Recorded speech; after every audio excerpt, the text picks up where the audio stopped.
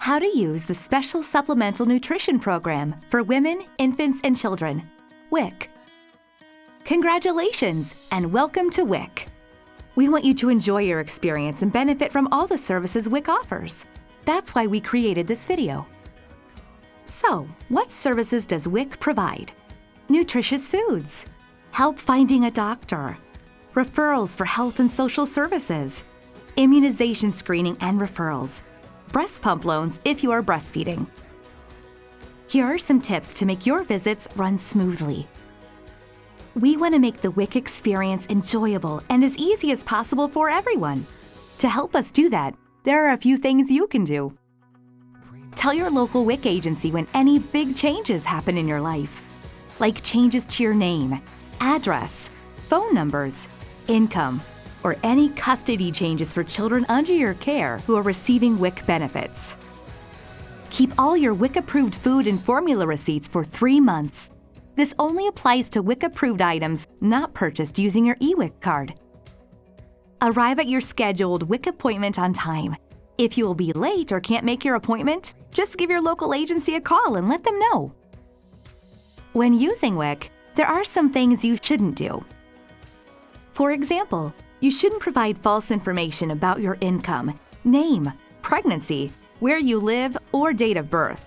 It's also against the rules to sign up to get WIC benefits from more than one WIC agency in or out of state, or work with WIC staff to get benefits improperly. Remember, your WIC benefits are only for you and your family who are enrolled in the program. That means you can't sell, give away, exchange, or return any of your WIC benefits for cash, credit, or other unapproved items. We know daily life can be hectic and everyone runs out of patience now and again. However, it's important that everyone, staff and participants, treat each other with respect. Verbal or physical abuse will not be tolerated. It's important to understand the rules for participation in the WIC program.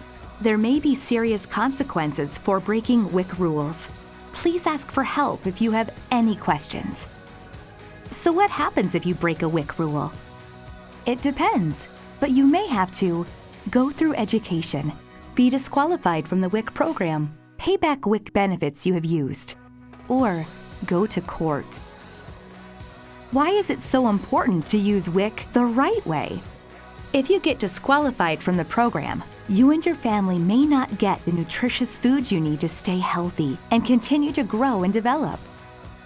Plus, you could take away benefits from other people who need WIC. With your help, WIC can continue to be an important resource for women, infants, and children.